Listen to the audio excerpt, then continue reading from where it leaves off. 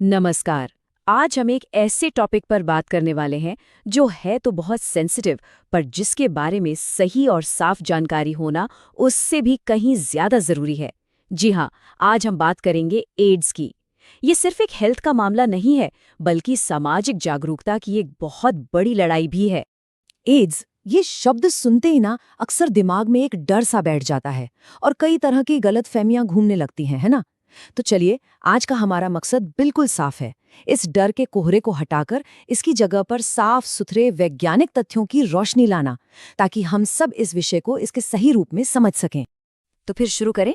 चलिए, एकदम बेसिक से शुरू करते हैं। सबसे पहला और सबसे बड़ा सवाल, आखिर ये एड्स हैं क्या? देखिए, एड्स का पूरा नाम है अक्वायर्ड इम्यूनोडेफिशिएंसी सिंड्रोम। इसमें जो पहला शब्द है ना, अक्वायर्ड, यही सबसे जरूरी है। इसका मतलब है कि ये कोई ऐसी बीमारी नहीं है जो किसी को जन्म से मिलती है। इसे जीवन के दौरान अक्वायर किया जाता है, यानी ये बाद में होती है। असल में ये एक सिंड्रोम है, मतलब एक ऐसी हालत जिसमें हमारे शरीर का इम्यून सिस्टम, जो हमें हर बीमारी से बचाता है, वो बुरी तरह से कमजोर पड़ जाता है। अच्छा, अब उस पॉइंट पर आते हैं जहां सबसे ज्यादा कंफ्यूजन होता है।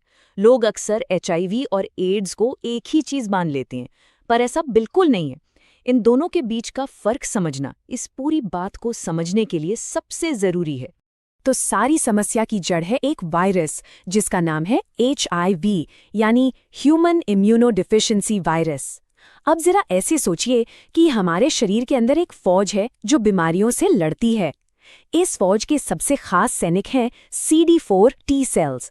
HIV वायरस एक बहुत ही शातिर दुश्मन की तरह सीधा इन्हीं सैनिकों पर हमला करता है और उन्हें एक एक करके खत्म करना शुरू कर देता है।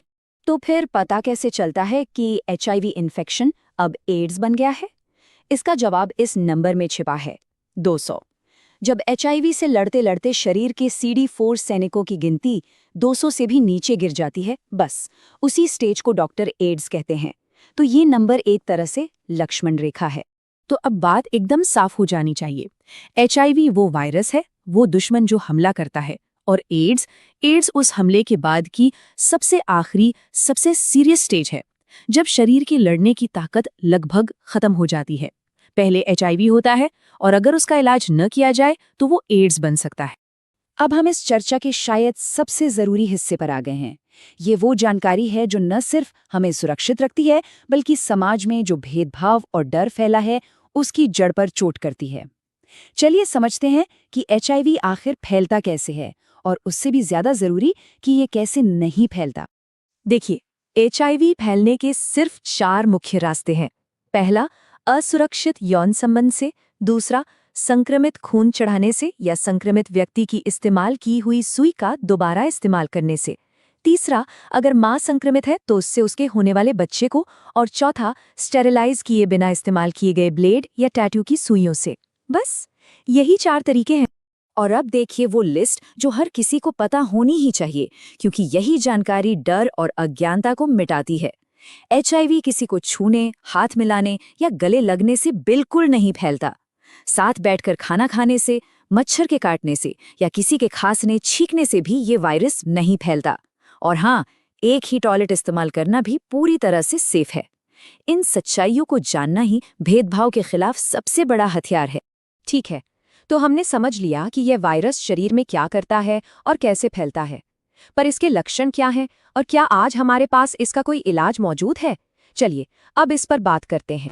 जब शरीर की फौज कमजोर पड़ जाती है तो इसके लक्षण दिखने लगते हैं, जैसे लगातार बुखार रहना, बिना किसी वजह के तेजी से वजन गिरना और हर वक्त की थकान। और क्योंकि शरीर की रक्षा करने वाला सिस्टम कमजोर है, तो छोटे मोटे दुश्मन भी बड़ा हमला कर देते हैं। टीबी, निमोनिया जैसी बीमारियां जिनसे एक सेहतमंद शरीर लड़ लेता है, वो हावी होने लगती हैं। इन्हीं को कहते हैं ऑपर्चुनिस्टिक इन्फेक्शंस, मतलब वो संक्रमण जो मौके का फायदा उठाते हैं। अब इलाज की बात करें तो यहाँ एक सच्चाई भी है और एक बहुत बड़ी उम्मीद भी। सच्चाई ये है कि आज भी HIV का कोई पक्का इलाज या वैक्सीन नहीं है, लेकिन उम्मीद की किरण है ART, यानी एंटी रेट्रोवायरल थेरेपी। और ये दवाइयाँ किसी जादू से कम नहीं हैं। ये वायरस को जड़ से खत्म तो नहीं करती, पर उसे शरीर में इस तरह कंट्रोल कर लेती हैं कि इंसान एक लंबी, सेहतमंद और पूरी तरह से नॉर्मल जिंदगी जी सकता है। ये मेडिकल साइंस की एक बहुत बड़ी जीत है। और जैसा कि हम सब जानते हैं, इलाज से बेहतर हमेशा बचाव होता है।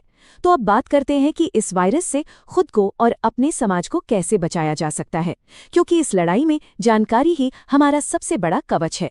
बचाव के तरीके बहुत सीधे और साफ हैं।